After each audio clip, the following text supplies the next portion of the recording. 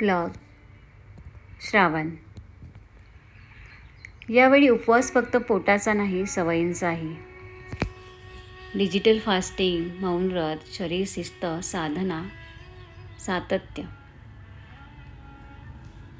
श्रावण महिना सुरू झाला. श्रावण म्हटलं की डोळ्यासमोर एक वेगळंच प्रसन्न चित्र उभं राहतं. हिरवागार निसर्ग, पावसाच्या सुंदर सरी, मंदिरातला घंटानाद, महादेवाची आराधना, धूप अगरबत्ती यांचा सुंदर सुगंध. श्रावणी सोमवार, व्रतवैकल्य, उपवास, पोथीपुराण, मंत्र, स्तोत्र, नाना प्रकारचे अभिषेक, वेगवेगळ्या प्रकारच्या साधना. आपल्या भारतीय संस्कृतीमध्ये देव, उपासना, मंत्र, स्तोत्र आणि साधनेची इतकी विविध रूपं आहेत की त्याला मर्यादाच नाही. विशेषतः श्रावण आला की महादेवाच्या आराधनेला एक वेगळंच महत्त्व प्राप्त होतं. आपल्या भारतीय संस्कृतीकडे बारकाईने पाहिलं तर प्रत्येक सण, उत्सव, व्रत आणि परंपरेमागे केवळ श्रद्धाच नाही तर निसर्गाशी जोडलेलं एक शास्त्र आणि जीवनशैलीही दिसते. कुठल्या ऋतूमध्ये काय खावं, काय टाळावं, कधी शरीराला हलका आहार द्यावा, कधी उपवास करावा, ऋतूबदलानुसार आपल्या दिनचर्येत कुठले बदल करावेत याचे अनेक संकेत आपल्या परंपरामध्ये आढळतात. श्रावण महिना ही त्याच निसर्ग चक्राचा एक सुंदर भाग आहे. पावसाळ्याच्या बदलत्या वातावरणाशी आणि ऋतूशी शरीर मनाचा समतोल साधण्यासाठी आहार, उपवास, व्रतवैकल्य, साधना आणि शिस्त यांना आपल्या पूर्वजांनी महत्त्व दिलं असावं असा विचार मनात येतो. त्यामुळे ही व्रतवैकल्य आणि साधनेची परंपरा आपल्यापर्यंत पोहोचली हेही कुठेतरी आपलं भाग्यच वाटतं.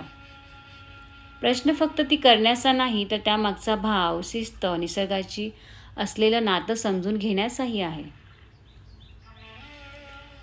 सोशल मीडियामुळे आता या सगळ्याची अनेक नवीन रूपंही सतत आपल्या डोळ्यांसमोर येत असतात. वेगवेगळे अभिषेक, पूजा, मंत्र, स्तोत्र, शिवमहिमा, शिवनामावली, उपवासाच्या पद्धती, साधनेचे प्रकार हे सगळं पाहताना यावर्षी माझ्याही मनात एक प्रश्न आला. या श्रावणात मी काय करणार? श्रावणी सोमवार करायचा, उपवास करायचा, की एखादं नवीन स्तोत्र म्हणायचं, की एखादी पोथी वाचायची, की आणखी काही एखादी साधना सुरू करायची बरं? पण यावेळी मनातून आलेलं उत्तर थोडंसं वेगळं होतं. शरीराच्या उपवासासोबत मनाच्या उपवासाची गरज मला जास्त जाणवली आणि तिथून मनात एक वेगळा श्रावण संकल्प जन्माला आला. सोशल मीडियाचाही उपवास असू शकतो का हा विचार आला. आपण उपवास म्हटलं की सर्वप्रथम अन्नाचा विचार करतो. आठवड्यातून एखादा दिवस आपण अन्नाला मर्यादा घालतो. काही पदार्थ टाळतो, काही जण पूर्ण उपवास करतात, काही जण फलाहार करतात. म्हणजेच आपण आपल्या शरीराला नेहमीच्या आहारापासून थोडा विराम देतो. मग असाच एखादा विराम आपल्या मनाला देता येणार नाही का? आज फेसबुक, इंस्टाग्राम, व्हॉट्सॲप, यूट्यूब आणि अशा कितीतरी वेगवेगळ्या माध्यमांमधून सतत काही ना काही आपल्या मेंदूपर्यंत पोहोचत असतं. Reels, videos, podcast, messages, notification, images, news, opinions.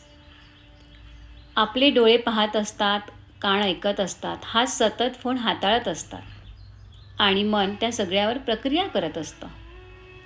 कधी आपण दुसऱ्याचं आयुष्य बघतोय, कधी दुसऱ्यांचे विचार ऐकतोय, कधी कुणाच्या मतावर प्रतिक्रिया देतोय, तर कधी एका रीलवरून दुसऱ्या रीलपर्यंत कधी पोहोचलो हेही लक्षात येत नाही.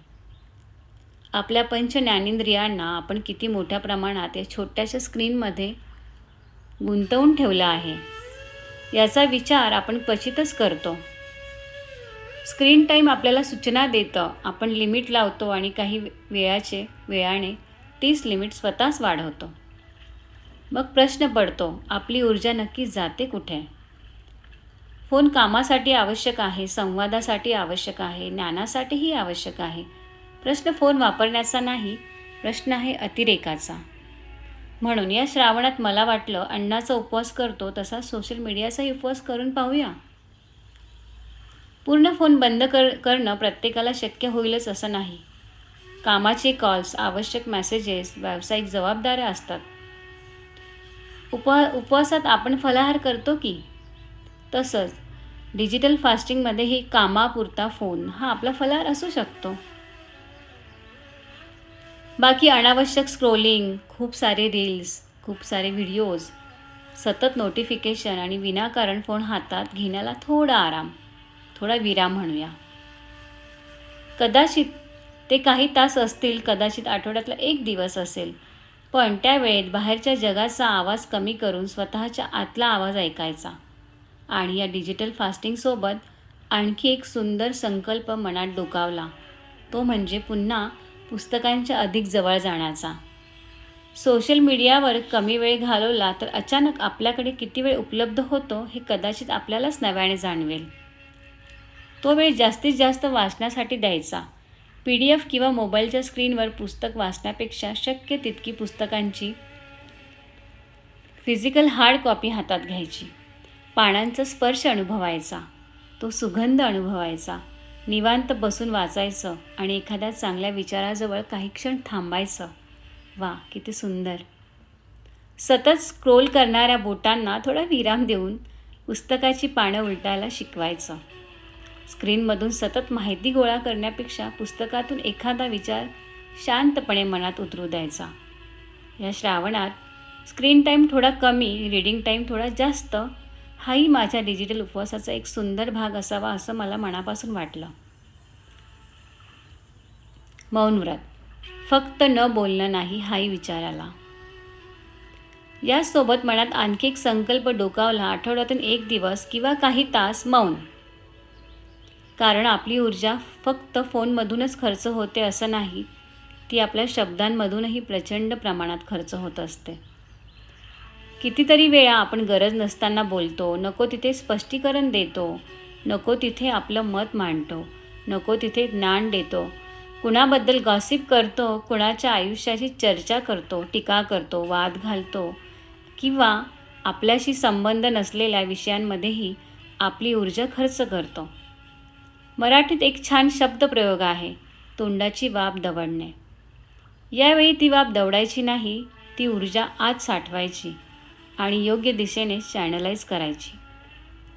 माझ्यासाठी मौन व्रत म्हणजे फक्त तोंड बंद ठेवणं नाही, तर प्रतिक्रियांना विराम देणं, शब्दांना शिस्त लावणं आणि स्वतःशी संवाद वाढवणं. उपवासासोबत शरीरालाही हालचाल हवी. श्रावणात उपवास करतो, आहारावर नियंत्रण ठेवतो, पण शरीर निरोगी ठेवण्यासाठी फक्त कमी खाणं पुरेसं आहे का? शरीराला हालचालही हवी. व्यायामातून घाम गाळणं, प्राणायामातून श्वासाची जाणीव वाढवणं, स्वतःच्या श्वासाशी समरस होणं, शरीराला योग्य प्रमाणात ऑक्सिजन मिळवून देणं आणि योगाच्या माध्यमातून शरीरात लवचिकता निर्माण करणं, हेही माझ्यासाठी साधनेचाच एक भाग आहे. म्हणून या श्रावणाचा आणखी एक संकल्प, उपवासासोबत व्यायाम, योग आणि प्राणायामाची जोड. शरीराला उपाशी ठेवण्यापेक्षा शरीराला शिस्तबद्ध, हलकं आणि सक्रिय ठेवण्याचा प्रयत्न. पुढे विचार आला, झोपसुद्धा साधनाच आहे. या सगळ्याबरोबर आणखी एक महत्त्वाची गोष्ट मनात आली, झोपेची शिस्त. झोप म्हणजे निसर्गाने आपल्याला दिलेली एक अद्भुत हिलिंग प्रोसेस. दिवसभर खर्च झालेली ऊर्जा पुन्हा मिळवण्याची ती नैसर्गिक चार्जिंग मेकॅनिझम आहे. पण आपण अनेकदा निसर्ग चक्राच्या अगदी उलट जगतो. रात्री उशिरापर्यंत फोन, व्हिडिओज, कामं किंवा स्क्रोलिंग सुरू राहतं आणि सकाळी सूर्य बराच वर आल्यानंतरही शरीर अंथरुणात असतं.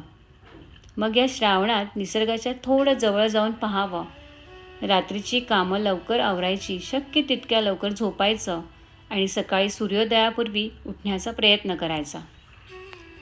सूर्याबरोबर आपल्या दिनचर्येची मैत्री पुन्हा जोडायची.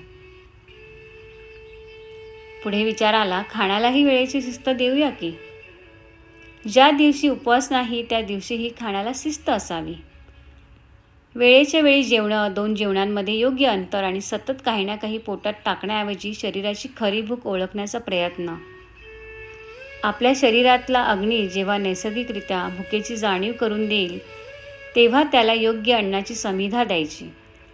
फक्त काय खातो याकडे नाही, तर कधी खातो, किती सजगपणे खातो याकडेही लक्ष द्यायचं.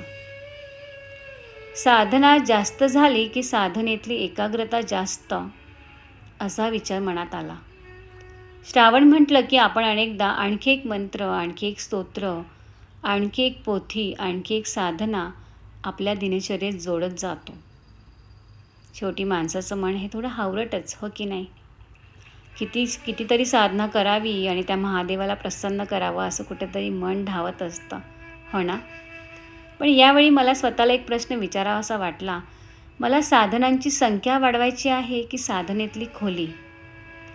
10 स्तोत्र म्हणताना मन 10 ठिकाणी भटकत असेल तर त्यापेक्षा एकच स्तोत्र पूर्ण एकाग्रतेने म्हणणं कदाचित जास्त सुंदर असेल. म्हणून यावेळी मंत्र, स्तोत्र आणि ध्यानाचा अतिरेक न करता त्यांना एक शिस्तबद्ध वेळ द्यायचा. पहाटेचा ब्रह्ममुहूर्त, संध्याकाळची सूर्यास्ताची वेळ, काही मिनिटं ध्यान, काही मंत्र, काही स्तोत्र, पण ती करताना घाई नाही, स्पर्धा नाही, आकड्यांचं ओझं नाही, फक्त शांतता, एकाग्रता आणि अंतर्मुखता. कारण शेवटी साधनेचा उद्देश फक्त देवापर्यंत पोहोचणं नसावा, त्या प्रवासात स्वतःपर्यंतही पोहोचता आलं पाहिजे. यावेळचा माझा श्रावण संकल्प या विचारावर विचार करताना सगळ्या विचारांनंतर लक्षात आलं की यावर्षी मला श्रावणात फक्त काही गोष्टी करायच्या नाहीत, तर काही गोष्टी कमीही करायच्या आहेत. अनावश्यक स्क्रीन कमी करायची, अनावश्यक शब्द कमी करायचे, अनावश्यक खाणं कमी करायचं, अनावश्यक जागरण कमी करायचं, अनावश्यक विचारांना खाद्य देणं कमी करायचं आणि त्याचवेळी व्यायाम वाढवायचा, प्राणायाम वाढवायचा, मौन वाढवायचं, ध्यान वाढवायचं, वाचन वाढवायचं, पुस्तकांशी मैत्री वाढवायची, शिस्त वाढवायची आणि स्वतःशी असलेला संवाद वाढवायचा. कदाचित उपवास या शब्दाचा अर्थच यावेळी थोडा व्यापक करून पाहायचा. फक्त अन्नापासून दूर राहणं म्हणजे उपवास नाही. ज्या गोष्टींचा अतिरेक आपली ऊर्जा खातो त्यापासून काही काळ जाणीवपूर्वक दूर राहणं हा एक उपवासच नाही का? फोनचा उपवास, शब्दांचा उपवास, खाण्याचा उपवास, उशिरापर्यंत जागण्याचा उपवास, नकारात्मक विचारांचा उपवास आणि अनावश्यक गोष्टींमध्ये ऊर्जा खर्च करण्याचा उपवास. कदाचित अशा प्रत्येक छोट्या उपवासातून आपण आपल्या आत थोडी जागा निर्माण करू आणि त्या रिकाम्या झालेल्या जागेत शांतता येईल, ऊर्जा येईल, शिस्त येईल आणि कदाचित आपल्याला आपणच नव्याने भेटू, हो की नाही? श्रावण हा महादेवाच्या आराधनेचा महिना आहे आणि शिव म्हणजे केवळ बाहेरच्या मंदिरातील मूर्ती नाही, तर शांतता, स्थिरता, वैराग्य आणि अंतर्मुक्तेची आठवणही आहे. म्हणून यावेळी माझ्यासाठी श्रावण म्हणजे काही नवीन गोष्टी स्वतःवर लादण्यापेक्षा काही अनावश्यक गोष्टी स्वतःपासून दूर करण्याचा प्रयत्न. बाहेरचा आवाज थोडा कमी करून आतली शांतता ऐकण्याचा प्रयत्न. शरीर, मन, वाणी, झोप, आहार, फोन आणि साधना या सगळ्यांना एका सुंदर शिस्तीत आणण्याचा प्रयत्न. आणि म्हणूनच हा संकल्प मनात आल्यानंतर कुठेतरी आतून प्रसन्न ग्वाही मिळाल्यासारखं वाटलं. हा श्रावण वेगळा असेल. हा श्रावण फक्त व्रतांचा नाही, वृत्ती बदलण्याचा असेल. फक्त उपवासाचा नाही, ऊर्जा जपण्याचा असेल.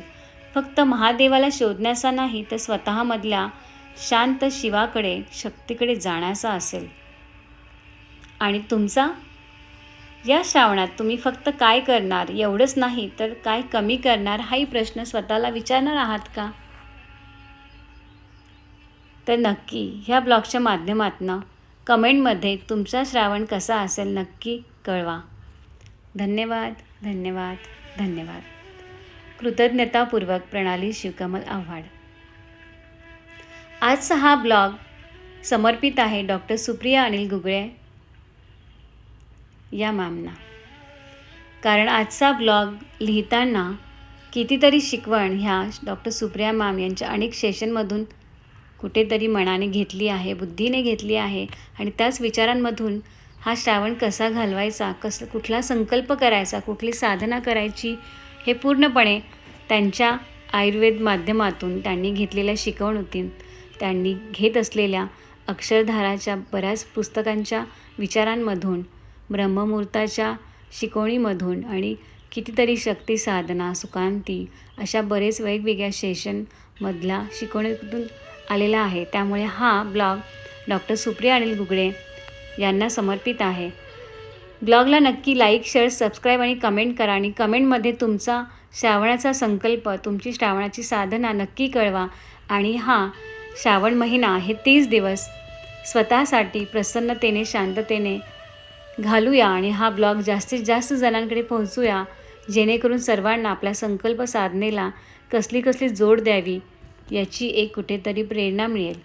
मनापासून धन्यवाद, आभार. तुमच्या प्रेमाला, तुमच्या प्रत्येक प्रतिक्रियेला, प्रतिसादाला, लाईकला, कमेंटला, सबस्क्राईबला मनापासून मी धन्यवाद देते, आभार मानते आणि तुमच्या ऋणात नेहमी राहते. यासाठी मनापासून धन्यवाद.